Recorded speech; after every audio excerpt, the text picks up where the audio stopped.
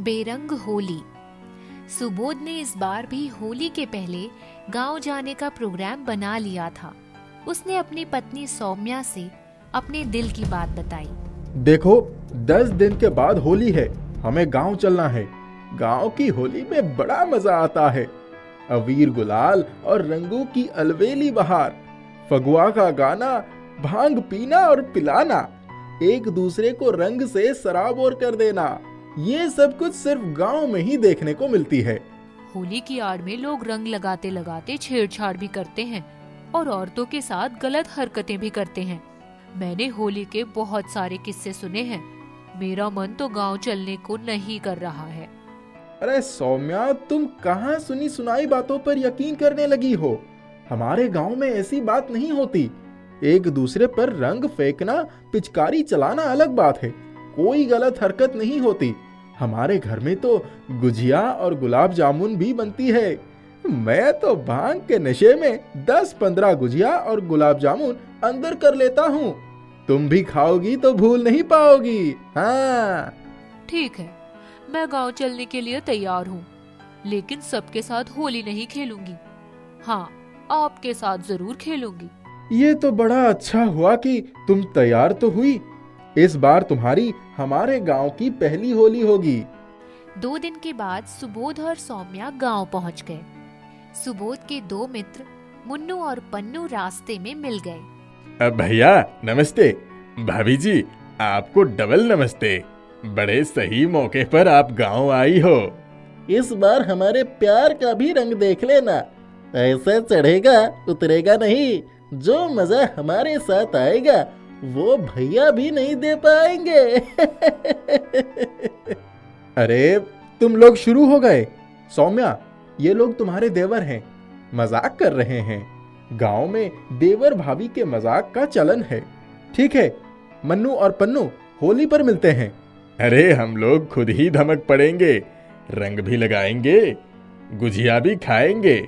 देखो भाभी शर्मा गई, खूबसूरत चेहरा गुलाबी हो गई। भैया बड़े नसीबों वाले हो। घर पहुंचने पर सौम्या बहुत नाराज दिखाई पड़ रही थी।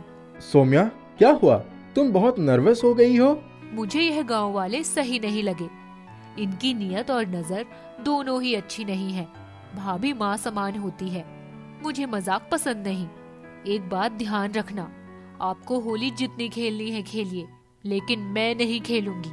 ठीक है बाबा, होली आने तो दो। होली का दिन आ गया। चारों तरफ अबीर गुलाल और तरह तरह के रंग उड़ने लगे।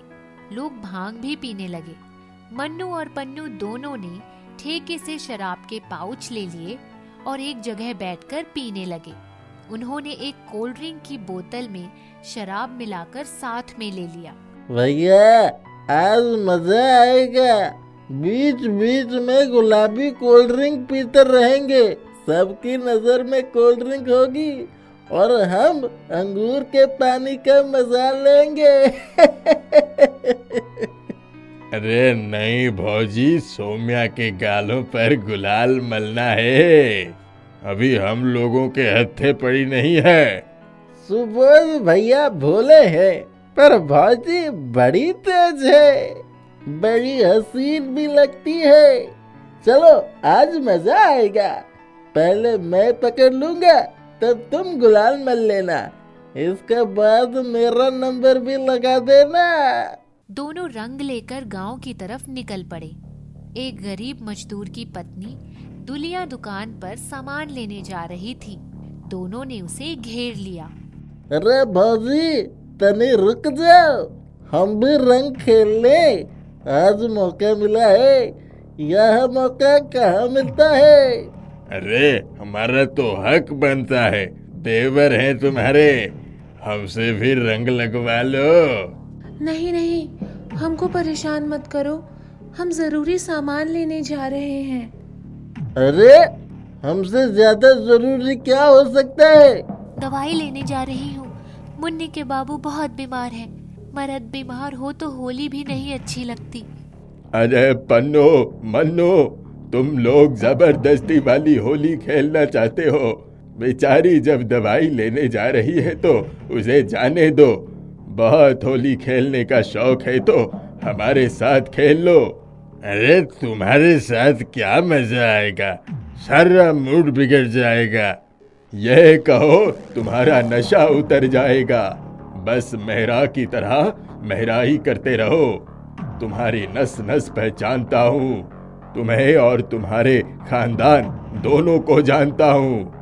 वह दोनों पतली गली पकड़कर निकल गए और बुजुर्ग आगे बढ़ गए। उन्होंने देखा एक गांव का नौजवान मटरू एक गड्ढे के पास बैठकर बार बार उसी गड्ढे में देख रहा है।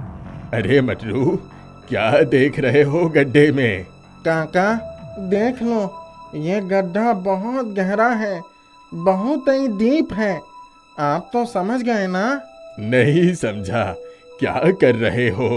Deep thinking, deep thinking.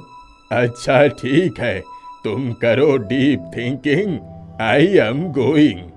Pannu और मन्नू दोनों ने फिर से कोल्ड ड्रिंक वाली शराब पी ली और नशे में चूर होकर होली खेलने के लिए सुबोध भैया के घर पहुंच गए। भैया होली मुबारक हो, ये लो अबीर गुलाल लगवा लो, भाजी को भी बुलवा लो। पन्नू ने सुबोध को अबीर गुलाल लगाया, लेकिन उसे कहाँ मजा आया। वे दोनों तो भौजी के इंतजार में थे। ऐसा है पन्नू और मन्नू, तुम्हारी भौजी को रंगों से एलर्जी है, होली नहीं खेलती है, उनकी अपनी मर्जी है। अरे वो तो ठीक है, लेकिन दर्शन तो दे सकती है ना। हम दूर से ही होली मुबारक देंगे। भौजी से मिले बिना तो हम यहाँ से नहीं जाने वाले। तब तक हम बगल में होली खेल कर आते हैं, ठीक है? वे दोनों पड़ोस में होली खेलने चले गए और सौम्या सुबोध के पास आ गई। सौम्या, तुम्हें रंग खेल लेना चाहिए। खेलूंगी जरूर, लेकिन आपके साथ। दूसरा कोई नहीं पकड़ सकता मेरा हाथ। इतने में पन्नू आ गया और भौजी की तरफ बढ़ गया। अब हम नहीं छोड़ेंगे। पन्नू इतना कहकर जैसे ही सौम्या का हाथ पकड़ने गया, वह फुर्ती से हट गई और पन्नू लड़खड़ा कर नीचे गिर गया। अरे भाभी, आपने क्या कर दिया?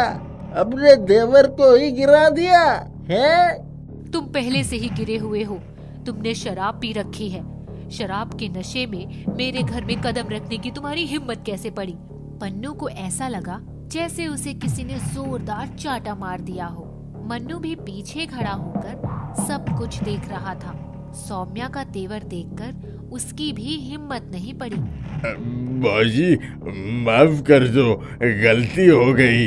देख लीजिए, यह शराबी आपके दोस्त हैं। शराब के नशे में होली खेलते हैं, दूसरे की बीवी का हाथ पकड़कर रंग खेलना चाहते हैं। इसीलिए मैंने आपसे कहा था कि मैं इन लोगों के साथ होली नहीं खेलूंगी। होली के आड़ में यह घिनौनी हरकत करते हैं। ऐसे लोगों को तो पकड़कर पुलिस में दे देना चाहिए। जब जेल की हवा खाएंगे तभी अकल ठिकाने आएगी। पन्नू और मन्नू, तुम दोनों यहाँ से दफा हो जाओ। आइंदा कभी भी शराब पीकर किसी के यहाँ होली खेलने मत जाना। होली एक पवित्र त्योहार है, इसके आड़ में बदतमीजी करने वालों को बख्शा नहीं जाएगा। भाभी माँ समान होती है और माँ का सम्मान करना सीखो। वे दोनों सर झुकाकर वहाँ से चले गए। इस होली पर उन्हें एक सच्चा सबक सिखाने वाली मिल गई थी। उनके जाने के बाद सौम्या ने सुबोध को गुजिया और गुलाब जामुन खिलाया। सुबोध खाता गया। अरे मुझे तो याद ही नहीं है कि मैं कितनी खा गया। चलो 4-5 और खा लेता हूँ। लो, तुम भी खा लो। सौम्या रंग से भरा हुआ बर्तन लेकर आई और सुबोध के ऊपर उड़ेल दिया। दोनों ने जमकर होली खेली, खूब अबीर और गुलाल उड़ाए। दोनों एक दूसरे के प्यार के रंग में इस तरह रंग गए कि इस होली को उन्होंने यादगार होली बना दिया। होली का त्योहार रंगों का त्योहार है। इस त्योहार में हम अपनी आपसी दुश्मनी भेदभाव को भुलाकर एक दूसरे पर प्रेम और स्नेह का रंग डालते हैं। अपने किसी कृत्य से किसी को कष्ट हो तो त्योहार मनाने का क्या फायदा? हर नारी का सम्मान होना चाहिए, इसीलिए मर्यादा में रहकर त्योहार मनाना चाहिए।